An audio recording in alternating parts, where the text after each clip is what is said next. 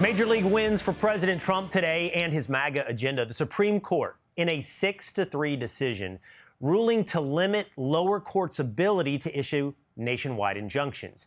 In the majority opinion, Justice Amy Coney Barrett wrote, "These injunctions, known as universal injunctions, likely exceed the equitable authority that Congress has granted to federal courts. We therefore grant the government's application to partially stay the injunctions." We've talked a lot about this over the last couple of months. Does a lower court have the power to issue a nationwide injunction over the executive branch? The answer now from the Supreme Court is no, or it is very limited. President Trump celebrated the win with an impromptu press conference. This is a decision that covers a tremendous amount of territory.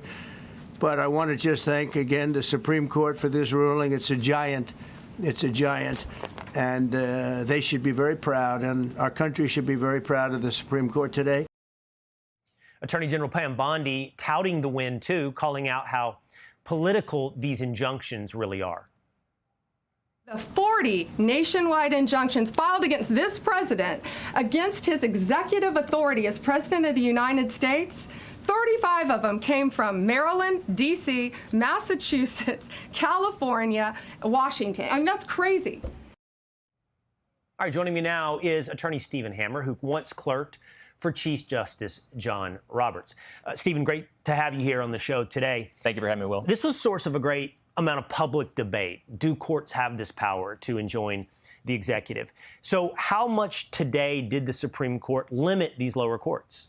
Well, this is an issue that's divided courts for a long time, and I think the court's decision today and this scholarly opinion by Justice Barrett has resolved this issue to a large extent in holding that federal courts lack the authority to enter universal injunctions.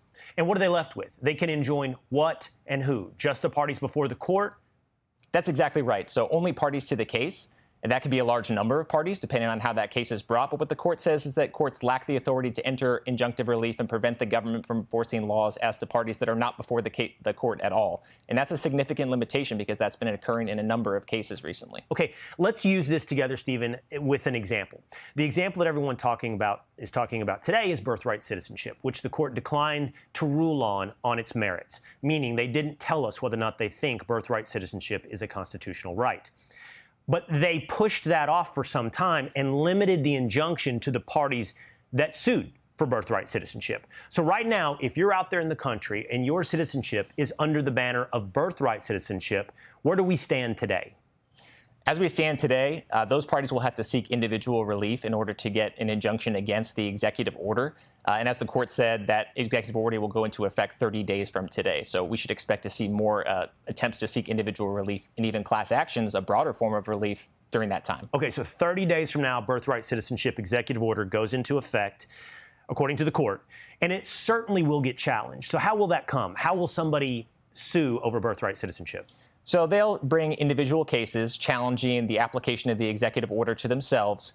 Those cases will get resolved in the district court. The district court may enter an injunction against the executive order with respect to that plaintiff. That could be challenged up to the Court of Appeals and could even be brought to the Supreme Court from there. And at that point, then, the Supreme Court will have to address the merits of the constitutionality of birthright citizenship. That's a distinct possibility, yes. Okay. Now, this decision, 6-3 today, it was notable. Many people are taking notice of the opinion written by Justice Amy Coney Barrett. There was a back and forth between the dissent and the majority, and there often is. The dissent included Justice Ketanji Brown Jackson. Now, she wrote the following, Stephen. She wrote, "This court's complicity in the creation of a culture of disdain for lower courts, their rulings, and the law, as they interpret it, will surely hasten the downfall of governing institutions, enabling our collective demise." To that, Coney Barrett wrote in the majority, "We will not dwell on Justice Jackson's argument, which is at odds with more than 2 centuries worth of precedent, not to mention the Constitution itself. We observe only this: Justice Jackson decries an imperial executive while embracing an imperial judiciary." Now, I know that you come from the school of Chief Justice John Roberts, and you're going to stay very nice and not get into any type of feud that might exist, or even acerbic opinions that might be published between the justices. But this does seem that Coney Barrett's majority opinion is pretty biting toward the dissent. I think it reflects different jurisprudential approaches that these justices have. The way that they analyze these legal questions is quite different, and you can see that here in the dueling opinions. Justice Barrett, as I said, it's a very scholarly opinion. I think it reflects Justice Scalia, who she clerked for, his approach to the law as well. And she looks closely at the historical sources, and those lead her to the conclusion that universal injunctions exceed the authority of federal courts. And so I think that's what that debate reflects. Right. Okay, there was one more big one today. There were several. This is another big one, though, that people are paying attention to, and that's the Maryland parents who objected to LGBTQ books and lessons taught in school. The majority opinion in this case allowed parents to opt out of these types of instructions at the school level. They wrote, Justice Alito wrote in the majority, without an injunction, the parents will continue to suffer an unconstitutional burden on their religious exercise, and such a burden unquestionably constitutes irreparable injury. So what do you make of this decision? So the court's decision offers robust protections for religious liberty, particularly the rights of parents to direct the religious upbringing of their children and to opt out from readings in public schools that interfere with that religious development. So it's an important decision. And it gives parents a lot more power, right, over the education of their children. Absolutely. And this includes parents from all different religious backgrounds who were represented among the plaintiffs in this case. All right.